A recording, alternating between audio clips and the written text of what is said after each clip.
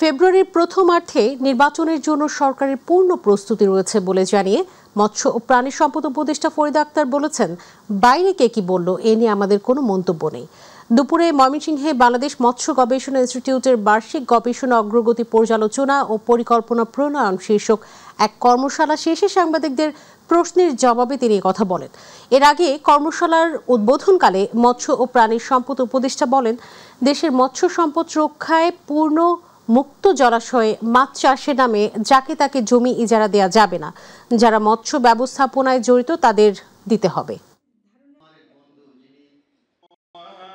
মাছের খাদ্যের যে উপাদানগুলো আছে সেটা যদি বাংলাদেশে উৎপাদিত উপাদান থেকে করতে পারে তাহলে কিন্তু এটা কমবে এবং ধরে রাখা যাবে। সরকারের অঙ্গীকার ছিল নির্বাচন দেওয়া, ফলে সরকার যে ঘোষণাটা রাজনৈতিক দলগুলোই চেয়েছিল সে অনুযায়ী ঘোষণাও দিয়েছে।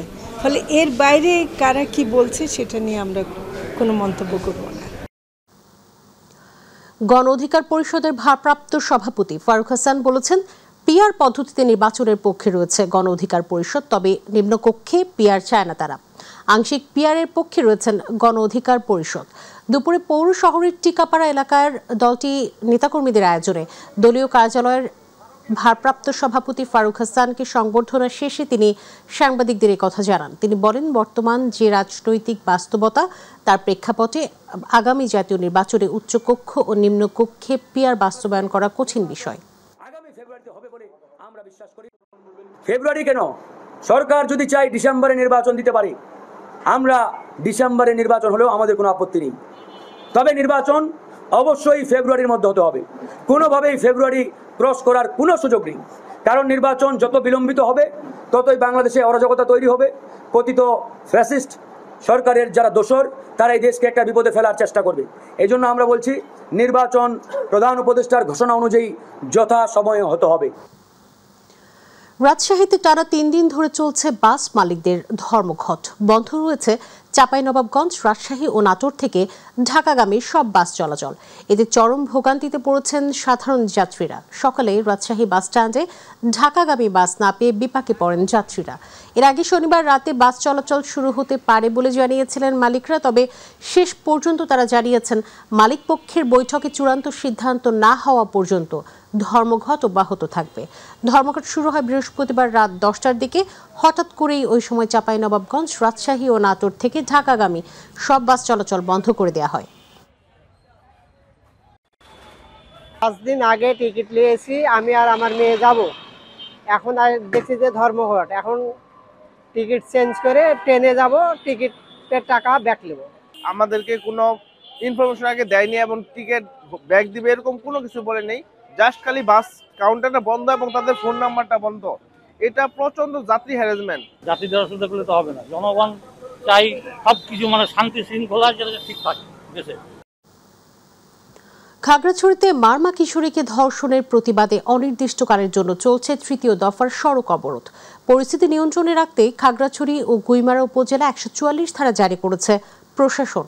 এদিকে সাজেকে আটকে পড়া 2000-এর বেশি পর্যটককে সেনাবাহিনীর নিরাপত্তায় ঢাকায় পাঠানো হয়েছে। জেলা শহর ও শহরতলিতে যান চলাচল বন্ধ রয়েছে। বাড়তি নিরাপত্তায় মাঝে রয়েছে পুলিশ, আর্মড পুলিশ ও বিজিবি। জেলা প্রশাসন জানিয়েছে, বর্তমানে পরিস্থিতি শান্ত থাকলেও সর্বোচ্চ সতর্ক অবস্থায় রয়েছে আইন শৃঙ্খলা বাহিনী।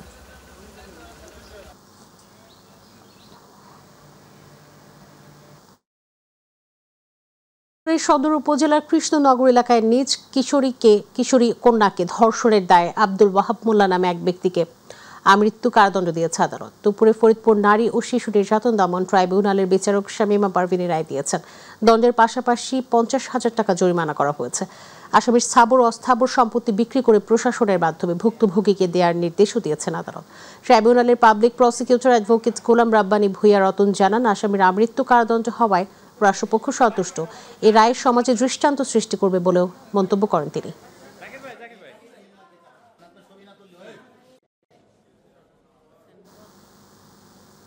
লালমনিরহাটে 6টি মোটরসাইকেল সহ আন্তঃজেলা মোটরসাইকেল চোর চক্রের 8 জনকে গ্রেফতার করেছে গোয়েন্দা পুলিশ। রাতে জেলা পুলিশের গোয়েন্দা শাখার একটি বিশেষ টিম গোপন সংবাদের ভিত্তিতে সদর, হাতীবান্ধা ও কালীগঞ্জ এলাকায় অভিযান চালিয়ে তাদের গ্রেফতার করে। এ সময় তাদের কাছ থেকে উদ্ধার করা হয় 2টি অ্যাপাচি ও 4টি ডিসকভার ব্র্যান্ডের মোটরসাইকেল। পরে জেলা পুলিশের পক্ষ থেকে এক প্রেস ব্রিফিংয়ে জানানো হয়, গ্রেফতারকৃতরা দীর্ঘদিন ধরে মোটরসাইকেল চুরি করে দেশের বিভিন্ন এলাকায় বিক্রি করে আসছিল। গ্রেফতারকৃতদের বিরুদ্ধে মামলা দায়ের করে আদালতের মাধ্যমে জেল হাজতে পাঠানো হয়েছে বলে প্রেস ব্রিফিংয়ে জানান অতিরিক্ত পুলিশ সুপার সাদাত হোসেন সুমা। জেলা পুলিশের গোয়েন্দা শাখা গোপন তথ্যের ভিত্তিতে অভিযান পরিচালনা করে এই পর্যন্ত আমরা 8 জন আন্তঃজেলা মোটরসাইকেল চোরদের আমরা গ্রেপ্তার করি এবং 6টি মোটরসাইকেল উদ্ধার করি এবং আমাদের এই উদ্ধার অভিযান অব্যাহত আছে। যেহেতু আমরা ফার্স্ট মোটরসাইকেল উদ্ধার এবং আসামি কালীগঞ্জ থানা থেকে গ্রেপ্তার করেছি, আমরা কালীগঞ্জ থানায় মামলা রুজু করব এবং এই চোর চক্রের সঙ্গে যারা জড়িত আছে, লালমনিরহাট জেলা হোক বা আশেপাশের জেলা হোক, ঠিক আছে, তাদেরকে আমরা আইনের আওতায় নিয়ে আসবো। ময়মনসিংহে ভালুকায় বজ্রপাতে গ্যাসের একটি রাইজার বিস্ফোরণ থেকে আগুন লেগে রফিকুল ইসলাম নামে এক যুবক নিহত হয়েছেন। ঘটনাটি ঘটে উপজেলা জামিরদিয়া মায়ের মসজিদ এলাকার তোফাজ্জলের বাড়িতে। ভালুকা ফায়ার সার্ভিসের senior station officer Atikur Rahman জানিয়েছেন, সকালে ভারী বৃষ্টিপাতের সময় বজ্রপাতে গ্যাসের একটি রাইজার বিস্ফোরণ হয়ে আগুন ধরে যায়। আগুনে বসতবাড়িতে ছড়িয়ে পড়লে 16টি ঘর পুড়ে ছাই হয়ে যায়। এ সময় ঘরের ভেতরে আটকে পড়া রফিকুল আগুনে পুড়ে সেখানেই মারা যান।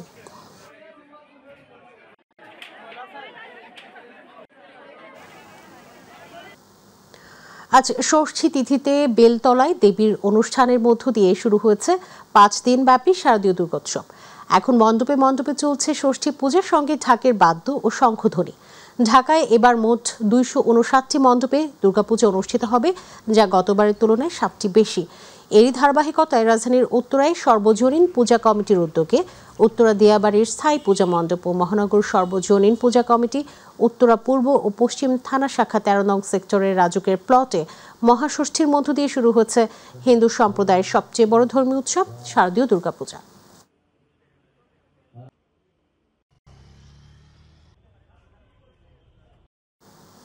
ষষ্ঠী পূজার মধ্য দিয়ে বাঙালি সনাতন ধর্মাবলম্বীদের প্রধান ধর্মীয় উৎসব শারদীয় দুর্গাপূজা শুরু হয়েছে। স্বর্গালোক থেকে কন্যারূপে দেবী দুর্গা বাপের বাড়ি বেড়াতে মর্তলোকে আসছেন। এবার দেবী দুর্গা আসছেন গজে করে, বিদায় নেবেন দোলায় পালকিতে। আজ পূর্বাহ্নে সকাল 9টা 58 আগে দুর্গা দেবীর ষষ্ঠাদি কল্পারম্ভ ও ষষ্ঠী বিহিত পূজা হয়। সন্ধ্যায় হবে দুর্গা দেবীর আমন্ত্রণ ও অধিবাস। আইনশৃঙ্খলা বাহিনী জানিয়েছে, পূজার নিরাপত্তায় 3 স্তরের নিরাপত্তা ব্যবস্থা জোরদার করা আছে। এছাড়াও প্রতিটি মণ্ডপে সিসি ক্যামেরা স্থাপন করা হয়েছে।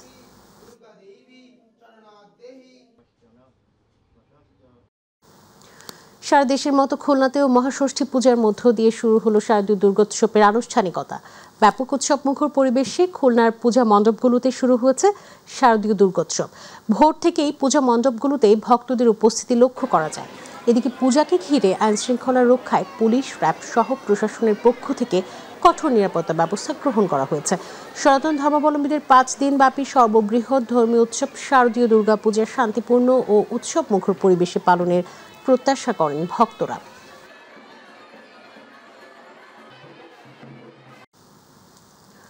গাজীপুরে দেবী বোধন ও বেল ষষ্ঠী পূজার মধ্য দিয়ে প্রতিটি মণ্ডপে মণ্ডপে শুরু হচ্ছে শারদীয় দুর্গাপূজা। এ সময় উলুধ্বনি, ডাকের বাদ্য, কাসর, ঘণ্টা, ঘি, নৈবেদ্য ইত্যাদি দিয়ে শুরু হয় মায়ের বোধন ও ষষ্ঠী পূজা।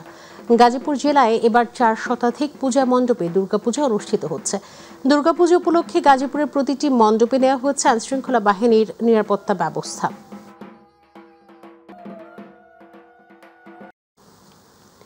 গাজীপুরের কালিয়াকৈরে শারদীয় দুর্গাপূজা উপলক্ষে বিএনপির ভারপ্রাপ্ত চেয়ারম্যান তারেক রহমানের পক্ষ থেকে আর্থিক সহযোগিতা ও শুভেচ্ছা বিনিময় অনুষ্ঠিত হয়েছে। দুপুরে কালিয়াকৈর উপজেলার শ্রীফলতলী জমিদার বাড়ি মাঠে কালিয়াকৈর উপজেলা পৌর বিএনপির সকল অঙ্গ ও সহযোগী সংগঠনের উদ্যোগে এই আর্থিক সহযোগিতা সমাবেশে প্রধান অতিথি ছিলেন কেন্দ্রীয় বিএনপির ঢাকা বিভাগীয় সাংগঠনিক সম্পাদক কাজী সায়েদুল আলম বাবুল। প্রতিটি পূজা মণ্ডপের জন্য 10,000 টাকা করে আর্থিক সহযোগিতা দেওয়া হয়।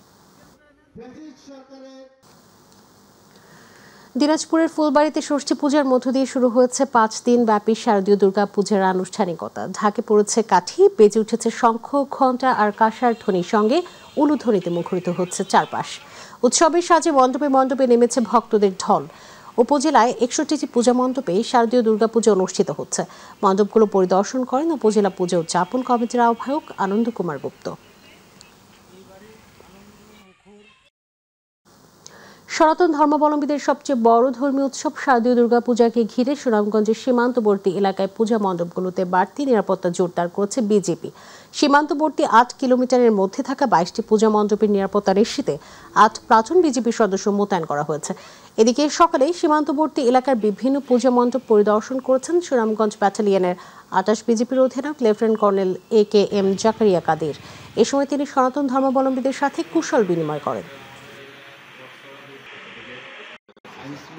টোটাল ৩৫টি পূজা মণ্ডপ আমরা কিন্তু নিয়মিতভাবে এই যোগাযোগ স্থাপন করছি। এই দেশের মধ্যে, দেশের অভ্যন্তর থেকেই আমরা যেন অবাধে এবং শান্তি শৃঙ্খলা উচ্চমুখর পরিবেশে যেন আমরা এই পূজাটা উদযাপন করতে পারি। আমরা কিন্তু সীমান্ত ক্রস করে ভারতের অভ্যন্তরে বা ভারত থেকে কেউ যেন আসুক, আমরা কিন্তু কোনোভাবেই এটি কাম্য নয়। এবার আমাদের কৃষি।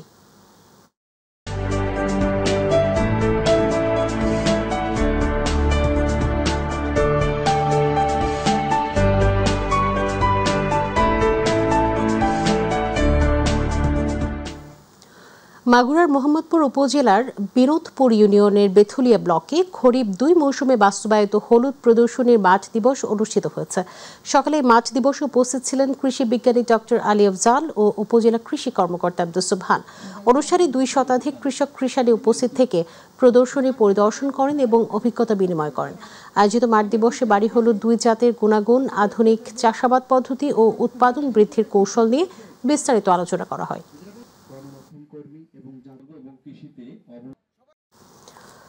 মাদারীপুরের কালকিনিতে ডেঙ্গু আক্রান্ত হয়ে এক যুবকের মৃত্যু হয়েছে। গতকাল কালকিনি উপজেলা স্বাস্থ্য কমপ্লেক্সে চিকিৎসাধীন অবস্থায় তার মৃত্যু হয়। জাহাঙ্গীর উপজেলা এনায়েতনগর ইউনিয়নের খালেকের হাট গ্রামের শাহাবুলি হোসেনের ছেলে। শুধু সেপ্টেম্বর মাসেই ৪৬ জন ডেঙ্গুতে আক্রান্ত হয়ে হাসপাতালে ভর্তি হয়ে চিকিৎসা নিয়েছে। আর এটিই চলতি বছর ডেঙ্গুতে আক্রান্ত হয়ে প্রথম মৃত্যু বলে জানিয়েছে উপজেলার স্বাস্থ্য ও পরিবার পরিকল্পনা কর্মকর্তা AKM শিবলি রহমান। সাভারে আবু হানিফ নামের এক ব্যক্তির মরদেহ উদ্ধার করেছে পুলিশ। সকালে সাভারের বিরুলিয়ার বেরিবাত এলাকা থেকে তার মরদেহ উদ্ধার করে সাভার মডেল থানা পুলিশ জানায়, গতকাল রাজধানীর মোহাম্মদপুরে নিজ ভাড়া বাসা থেকে দুপুরে আবু হানিফ বের হয়ে আর বাসায় ফেরেনি। সকালে বিরুলিয়ার বেরিবাত এলাকায় স্থানীয়রা তার মরদেহ দেখতে পেয়ে পুলিশকে খবর দিলে পুলিশ তার মরদেহ উদ্ধার করে ময়নাতদন্তের জন্য রাজধানীর শহীদ সোহরাওয়ার্দী হাসপাতাল মর্গে প্রেরণ করে। দুর্বৃত্তরা তাকে শ্বাসরোধে হত্যা করেছে বলে জানিয়েছে পুলিশ।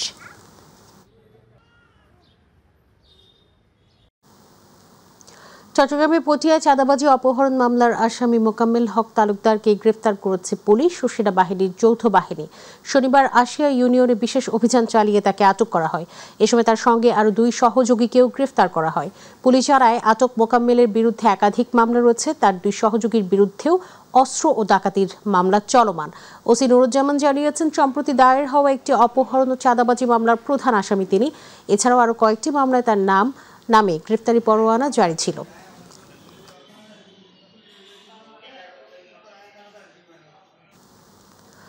মাদারীপুরে ৪০ লাখ টাকা মূল্যের ২০০ কেজি গাঁজা উদ্ধার করে থানা পুলিশ ও গোয়েন্দা পুলিশ যৌথ অভিযান চালিয়ে সদর উপজেলার ঘটমাঝ ইউনিয়নের উত্তর ঝিকরহাটিতে এই অভিযান চালানো হয়। আটককৃতরা হলেন নান্নু দর্জি ও নুরু দর্জি। এ সময় পুলিশের উপস্থিতি টের পেয়ে এনামুল দর্জি ও সুমন দর্জি পালিয়ে যায়। শনিবার নিজ কার্যালয়ে এক সংবাদ সম্মেলনে মাদারীপুরের অতিরিক্ত পুলিশ সুপার জাহাঙ্গীর আলম বিষয়টি নিশ্চিত করেছেন। এই ঘটনায় মাদক আইনে মামলা দায়েরের পর আটকদের আদালতে তোলা হবে। কারাগারে পাঠানোর নির্দেশ দেন আদালত। এদিকে পলাতক এনামুলের নামে মাদকসহ ৯টি মামলা রয়েছে বলে জানিয়েছে পুলিশ।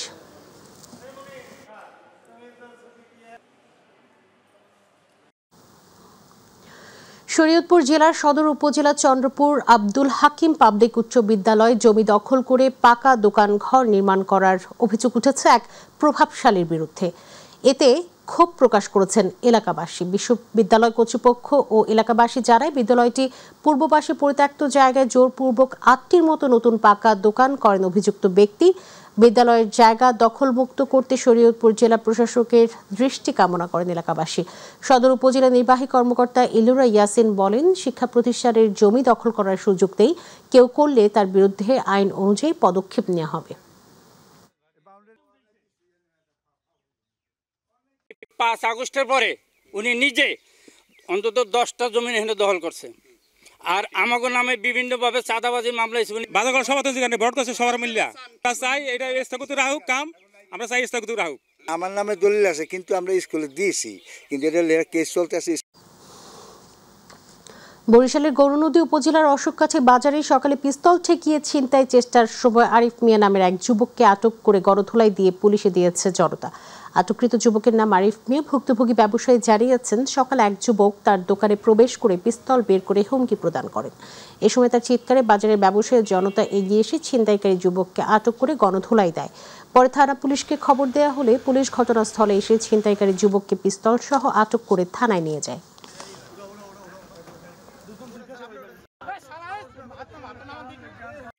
স্থানীয় জনগণের সংবাদের ভিত্তিতে আমাদের মোবাইল পার্টি যে একজন ব্যক্তিকে অস্ত্র সদৃশ আন্তর্জাতিক তথ্য অধিকার দিবস 2025 উপলক্ষে সাতক্ষীরায় র্যালি ও আলোচনা সভা হয়েছে। জেলা প্রশাসন ও জেলা তথ্য অফিসের আয়োজনে সকালে জেলা প্রশাসকের কার্যালয়ের সামনে থেকে র্যালিটি শুরু হয়ে অনুষ্ঠিত হয়। পরে জেলা প্রশাসকের সম্মেলন কক্ষে আলোচনা সভা হয়। জেলা তথ্য অফিসার জাহারুল ইসলামের সভাপতিত্বে আলোচনা সভায় প্রধান অতিথি ছিলেন অতিরিক্ত জেলা প্রশাসক রিপন বিশ্বাস। বিশেষ অতিথি ছিলেন সাতক্ষীরা সরকারি কলেজের উপাধ্যক্ষ মোস্তানসির বিল্লাহ, উপপুলিশ পরিদর্শক মোহাম্মদ হাফিজুর রহমান হাফিজ সহ আরো অনেকে। ঝিনাইদহে আন্তর্জাতিক তথ্য জানার অধিকার দিবস উদযাপন করা হয়েছে। সচেতন নাগরিক কমিটি সরাক ও টিআইবির আয়োজনে সকালে শহরের পুরাতন ডিসি কোর্ট চত্বরে বেলুন উড়িয়ে দিবসটি উদ্বোধন করা হয়। পরে সেখান থেকে একটি র্যালি বের করা হয়। র্যালিটি শহরের প্রধান সড়ক প্রদক্ষিণ করে পোস্ট অফিস মোড়ে গিয়ে শেষ হয়। সেখানে অনুষ্ঠিত হয় মানববন্ধন কর্মসূচি। এতে ঝিনাইদহের অতিরিক্ত জেলা প্রশাসক সাইফুর রহমান, সনাকের সভাপতি এম সাইফুল মাহবুব, সদস্য এম শাহজালাল সহ অন্যান্যরা বক্তব্য রাখেন।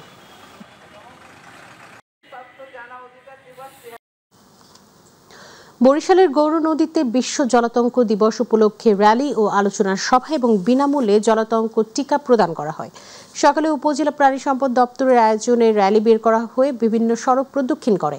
র্যালি শেষে উপজেলা veterinary surgeon doctor Mahmudul Hasan ফরিদের সভাপতিত্বে আলোচনা সভার প্রধান অতিথি ছিলেন উপজেলা প্রাণী সম্পদ কর্মকর্তা ডাক্তার পলাশ সরকার। বক্তব্য রাখেন উপজেলা প্রাণী সম্পদ সম্প্রসারণ কর্মকর্তা ডাক্তার শেখ আরিফুর রহমান, উপসহকারী প্রাণী সম্পদ কর্মকর্তা আবুল হাসান আজাদ সহ অন্যান্যরা।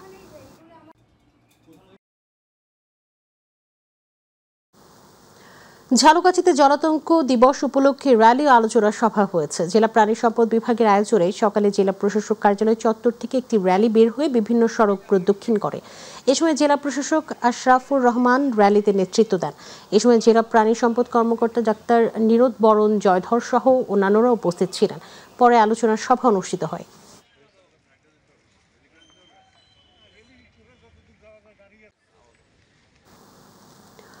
বিশ্ব জলাতঙ্ক দিবস উপলক্ষে নওগাঁয় র্যালি অনুষ্ঠিত হয়েছে। সকালে জেলা প্রাণী সম্পদ কার্যালয়ের সামনে থেকে একটি র্যালি বের হয়ে শহরের বিভিন্ন সড়ক প্রদক্ষিণ করে পুনরায় সেখানে গিয়ে শেষ হয়।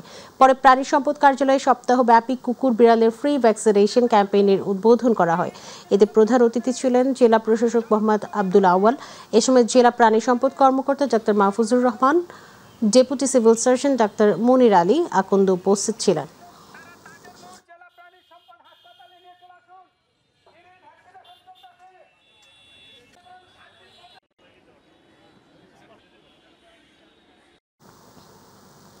ব্রাহ্মণবাড়িয়ায় ভারপ্রাপ্ত চেয়ারম্যান তারেক রহমানের নির্দেশনা অনুযায়ী স্বেচ্ছাসেবক দল জেলা শাখার উদ্যোগে বিভিন্ন পূজা মণ্ডপ পরিষ্কার পরিচ্ছন্ন কীটনাশক প্রয়োগ করা হয়েছে। জেলা স্বেচ্ছাসেবক দলের নেতাকর্মীগণ শহরের বিভিন্ন পূজা মণ্ডপ পরিদর্শন করে শারদীয় দুর্গোৎসব শান্তিপূর্ণভাবে উদযাপনে সহযোগিতার আশ্বাস ও পূজা মণ্ডপ পরিষ্কার পরিচ্ছন্নতা কার্যক্রম পরিচালনা করেন। এ সময় জেলা স্বেচ্ছাসেবক দলের আহ্বায়ক দেলোয়ার হোসেন দিলীপ, সদস্য সচিব মোল্লা সালাউদ্দিন, যুগ্ম আহ্বায়ক জাহাঙ্গীর আলম, সদর উপজেলা সদস্য সচিব আবেদ হোসেন সহ আরো অনেকে উপস্থিত ছিলেন।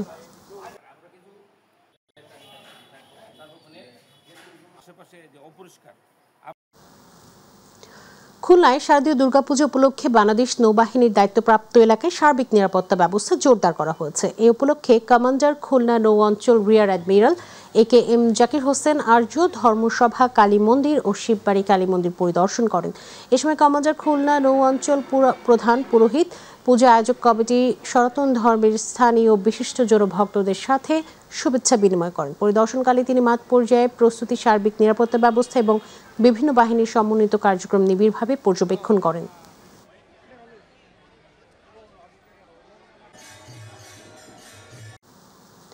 সংবাদ প্রকাশের জেরে রংপুরের সিনিয়র সাংবাদিক লিয়াকত আলী বাদলকে অপহরণ করে নির্যাতন এবং প্রধান নির্বাহী কর্মকর্তার কাছে ক্ষমা চাইতে বাধ্য করার চেষ্টা এবং মব তৈরি করে সাংবাদিকদের মারধর এবং হেনস্থার মামলায় আসামিদের গ্রেফতারের দাবিতে মহানগর পুলিশ কমিশনারের সাথে বৈঠক করেছে গণমাধ্যম কর্মীরা।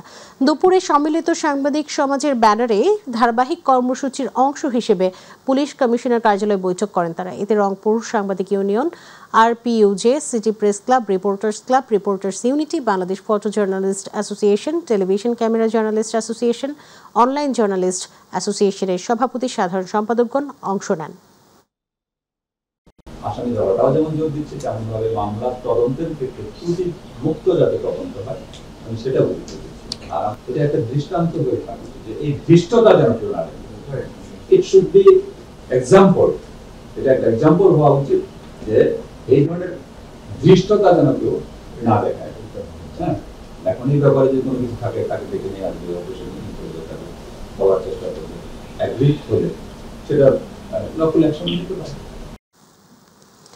যারা পিআর করে কথা বলছে তারা স্বৈরাচারের দোসর বলে মন্তব্য করেছেন বিএনপি কেন্দ্রীয় কমিটির সহ শিক্ষা বিষয়ক সম্পাদক হেলেন জেরিন খান। শনিবার মাদারীপুরের রাজৈর উপজেলার ইউসুফপুর ইউনিয়ন বিএনপির আয়োজিত তারেক রহমানের ঘোষিত রাষ্ট্র কাঠামো মেরামতের 31 দফা বাস্তবায়ন উপলক্ষে আলোচনা সভায় প্রধান অতিথির বক্তব্যে তিনি কথা বলেন। জেরিন খান বলেন, যেভাবে মাফিয়ারা গণতন্ত্রকে হত্যা করেছিল একইভাবে যারা এখন পিআর পদ্ধতির কথা বলছে তারা ভোট বানচাল করার চেষ্টা করছে।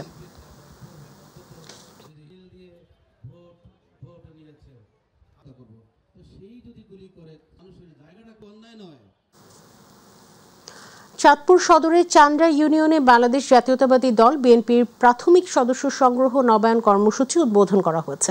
চান্দ্রা স্কুল মাঠে আয়োজিত এই সমাবেশে প্রধান অতিথি ছিলেন বিএনপির কেন্দ্রীয় কমিটির বৈদেশিক সম্পাদক ও চাঁদপুর জেলা বিএনপির সভাপতি শেখ ফরিদ আহমেদ মানিক। অনুষ্ঠানে সভাপতিত্ব করেন চান্দ্রা ইউনিয়ন বিএনপির সভাপতি মফু মেম্বার। বক্তব্য রাখেন জেলা বিএনপির সহসভাপতি খলিলুর রহমান গাজী, চাঁদপুর সদর থানা বিএনপির শাহজালাল মিশন ও সাধারণ সম্পাদক হজরত আলী ঢালি, জেলা যুবদলের সভাপতি মানিকুর রহমান।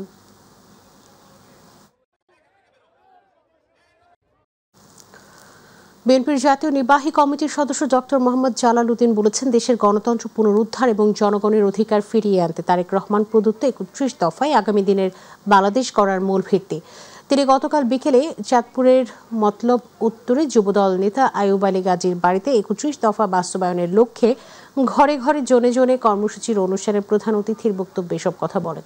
বিশেষ অতিথির বক্তব্য রাখেন চাঁদপুর জেলা বিএনপির সদস্য আলমগীর সরকার।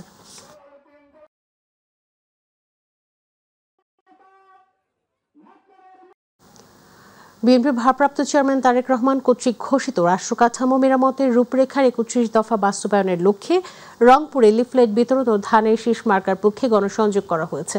সকালে রংপুর মহানগরীর 26 নং ওয়ার্ডের শাপলা চত্বর থেকে স্টেশন রোড এলাকায় লিফলেট বিতরণ করে ও ধানের শীষ মার্কার পক্ষে নেতাকর্মীদের সাথে নিয়ে গণসংযোগ করেছেন জেলা বিএনপির সদস্য সচিব আনিসুর রহমান লাকু।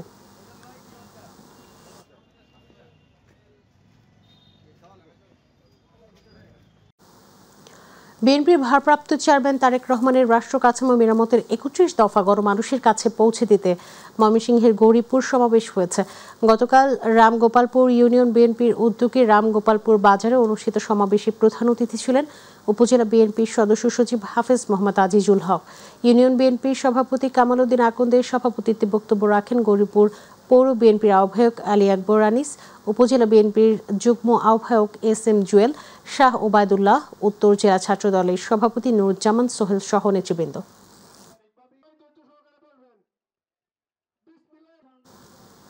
মানিকগঞ্জের শিবালয়ে বিএনপির ভারপ্রাপ্ত চেয়ারম্যান তারেক রহমান ঘোষিত রাষ্ট্র কাঠামো মেরামতের 31 দফা প্রচারণা ও পথসভা হয়েছে।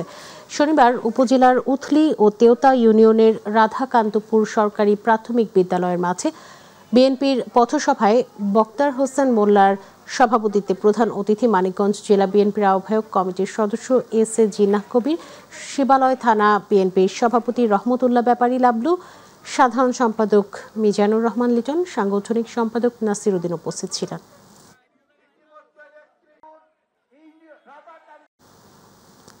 কুড়িগ্রামে টাইফয়েড ভ্যাকসিনেশন বিষয়ক জেলা পর্যায়ে যুব স্বেচ্ছাসেবী বালিকা এবং বাংলাদেশ স্কাউটসের সাথে ওয়ারেন্টেশন কর্মশালা হয়েছে। সকালে কুড়িগ্রাম জেলা তথ্য অফিসের আয়োজনে সিভিল সার্জন স্বপন কুমার বিশ্বাসের সভাপতিত্বে কর্মশালায় প্রধান অতিথি হিসেবে ভার্চুয়ালি অংশ নেন গণযোগাযোগ অধিদপ্তরের মহাপরিচালক ফাইজুল হক। বিশেষ অতিথি ছিলেন অতিরিক্ত জেলা প্রশাসক আসাদুজ্জামান, জেলা পরিবার পরিকল্পনা অফিস উপপরিচালক মোজাম্মেল হক, গণযোগাযোগ অধিদপ্তরের উপপরিচালক রিয়াদুল ইসলাম, জেলা শিক্ষা অফিসার মোহাম্মদ শফিকুল ইসলাম সহ আরও অনেকে।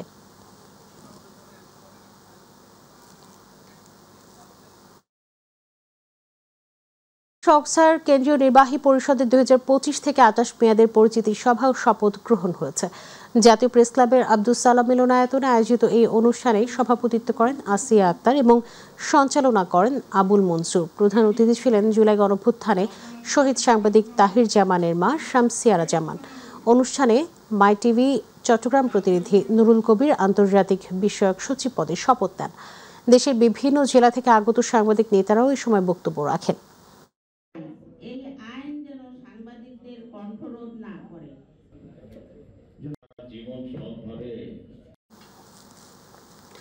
যশোরে বাংলাদেশ আদর্শ শিক্ষক ফেডারেশনের এক শিক্ষক সম্মেলন অনুষ্ঠিত হয়েছে। শনিবার মনিরামপুর উপজেলা শাখার উদ্যোগে এই আদর্শ শিক্ষক ফেডারেশনের উপজেলা সভাপতি মাওলানা লিয়াকত আলীর সভাপতিত্বে অনুষ্ঠানে প্রধান অতিথি ছিলেন মনিরামপুর উপজেলা মাধ্যমিক শিক্ষা অফিসার ASM জিলুর রশিদ। বিশেষ অতিথি ছিলেন আইনজীবী গাজী এনামুল হক, আদর্শ শিক্ষক ফেডারেশনের জেলা সভাপতি আবুল হোসেন রেজা।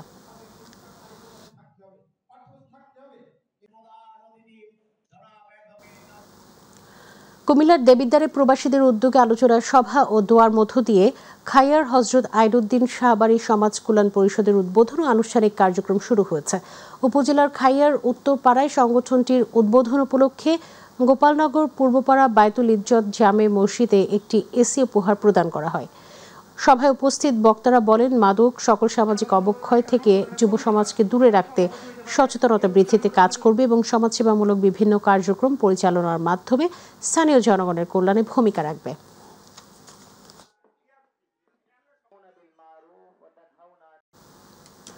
কুষ্টিয়ার মিরপুরে অসহায় রোগীদের বিনামূল্যে চিকিৎসা সেবা ও ঔষধ বিতরণ এবং ব্লাড গ্রুপিং কর্মসূচি পালন করেছে ছাত্রদল। সকাল থেকে উপজেলার চিথলিয়া ইউনিয়ন পরিষদের সামনে কুষ্টিয়া জেলা ছাত্রদলের সদস্য সচিব খন্দকার তসলিম উদ্দিন নিশাতের উদ্যোগে বেশ কয়েকজন বিশেষজ্ঞ চিকিৎসক দিনব্যাপী ফ্রি মেডিকেল ক্যাম্পে রোগীদের চিকিৎসা সেবা দিচ্ছেন। এ সময় মিরপুর পৌর বিএনপির সাবেক সদস্য সচিব আজাদুর রহমান আজাদ, কুষ্টিয়া জেলা ছাত্রদলের সদস্য সচিব খন্দকার তসলিম উদ্দিন নিশাত সহ বিএনপি ও ছাত্রদলের বিভিন্ন পর্যায়ের নেতৃবৃন্দ উপস্থিত ছিলেন।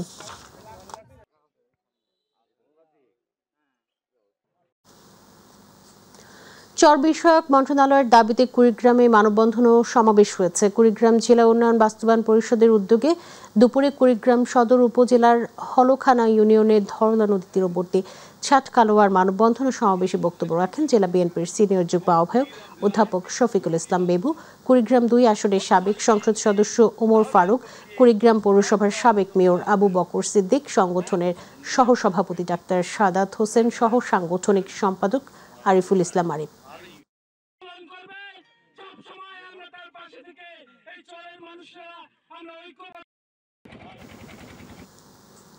চট্টগ্রামের বাঁশখালীতে উপজেলা যুবদল নেতা মিজানের উপর হামলার ঘটনায় জড়িতদের দ্রুত গ্রেফতারের দাবিতে সংবাদ সম্মেলন করেছে চাম্বল ইউনিয়ন বিএনপি ও অঙ্গ সংগঠনের নেতারা।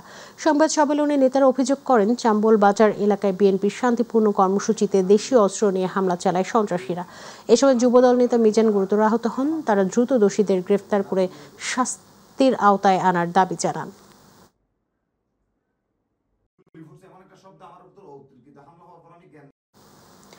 স্বপ্নের সড়ক সিমনা ব্রাহ্মণবাড়িয়া 9 কিলোমিটার দৈর্ঘ্যের এই সড়ক শুধু ব্রাহ্মণবাড়িয়া সদরের সাথে বিজয়নগর উপজেলার দূরত্বই কমায়নি, ভূমিকা রাখছে স্থানীয় কৃষি, শিক্ষা ও অর্থনীতিতে। সৌন্দর্য বর্ধন ও পথচারীদের ছায়ার কথা বিবেচনা করে সড়কটির দুই পাশে 9 কিলোমিটার জুড়ে ফুল গাছের চারা রোপণ করা হয়েছে। যার ফলে প্রকৃতির রঙে রঙিন হবে সিমনা ব্রাহ্মণবাড়িয়া সড়ক। প্রতিনিধি নুরুল আরাফাতের তথ্যচিত্র আরো জানাচ্ছেন আতিকুর রহমান তিতাস। 2023 সালের শেষের দিকে চালু হওয়া সিমনা ব্রাহ্মণবাড়িয়া সড়কটি ব্রাহ্মণবাড়িয়া সদর ও বিজয়নগর উপজেলার মধ্যে সরাসরি যাতায়াতের দূরত্ব ও সময় অনেকাংশে কমিয়েছে। আগে যেখানে আখাউড়া কিংবা সরাইল হয়ে 35 কিলোমিটার পথ পাড়ি দিতে হতো, এখন সরাসরি সড়ক চালু হওয়ায় দুর্ভোগ কমেছে সাধারণ মানুষের। এই সড়কটি শুধু যাতায়াতের জন্য নয়, বর্ষাকালে হাওরের স্বচ্ছ জলরাশির সঙ্গে নীল আকাশের মিতালি দেখতে দর্শনার্থীদের জন্য জনপ্রিয় পর্যটন স্পটে পরিণত হয়েছে। এই সড়কটি সিমনা সড়কে যে সুন্দর একটা পরিবেশ আছে, যেটা হাওরের উপর দিয়ে গেছে, এই পরিবেশগুলো এত ভালো হয়েছে যে মানুষ বিভিন্ন জায়গা থেকে অনেক দূর দূরান্ত থেকে মানুষ এখানে ঘুরতে আসে। গত জুন মাসে জেলা প্রশাসনের উদ্যোগে সড়কের 9 কিলোমিটার অংশে 9000 জারুল, সোনালু, পলাশ, দেবদারু, চেরি, পুরবী, বকুল, কনকচূড়া ও কৃষ্ণচূড়া গাছের চারা রোপণ করা হয়েছে। প্রকৃতির রঙিন বাহারি ফুলের সৌন্দর্য মনকে ছুঁয়ে যাবে যে কাউকে। গাছগুলো যখন বড় হবে মানুষ বসবে, আর বিভিন্ন ফুলের গাছ তো অনেক ভালো লাগবে। ফুল ফুটছে দেখলাম কয়েকটা, অনেক ভালো লাগতেছে। আরো যখন বড় হবে আরো ভালো লাগবে। এই গাছগুলো বড় হোক এবং এই গাছগুলোর সৌন্দর্যে আমরা বিমোহিত হতে চাই। সিমনা ব্রাহ্মণবাড়িয়া সড়কটি পরিদর্শন করে এর সৌন্দর্যে মুগ্ধ প্রশাসনের কর্মকর্তারাও। আমাদের আসলে সেরকম যাওয়ার মতো জায়গা নাই যেখানে কিনা আমাদের ব্রাহ্মণবাড়িয়াবাসী হচ্ছে একটা ভালো সময় কাটাতে পারে। আমরা একটা উদ্যোগ নিয়েছি গাছ লাগানোর জন্য। দুই পাশে গাছ দুই পাশে থাকবে, যাতে অ্যাটলিস্ট একটা সৌন্দর্য বৃদ্ধি পায়। সেই সাথে গাছটা এমনিতে একটা প্রাকৃতিকভাবে একটা গুরুত্ব বহন করে। গাছের পরিচর্যা অবশ্যই প্রয়োজন। আমার মনে হয় যে অনেক ক্ষেত্রে এই পরিচর্যা নেওয়ার পরেও সংকট হয়। তা আমি এই ব্যাপারটা যেন আরো ভালো মতো দেখে সে বিষয়ে নির্দেশনা প্রদান করছি। স্বপ্নের সড়ক সিমনা ব্রাহ্মণবাড়িয়া প্রকৃতির সৌন্দর্যে ভরে উঠছে, আর্থসামাজিক উন্নয়নের পাশাপাশি নান্দনিক রূপে রাঙিয়ে তুলবে এই অঞ্চলকে। আতিকুর রহমান তিতাস, মাই টিভি।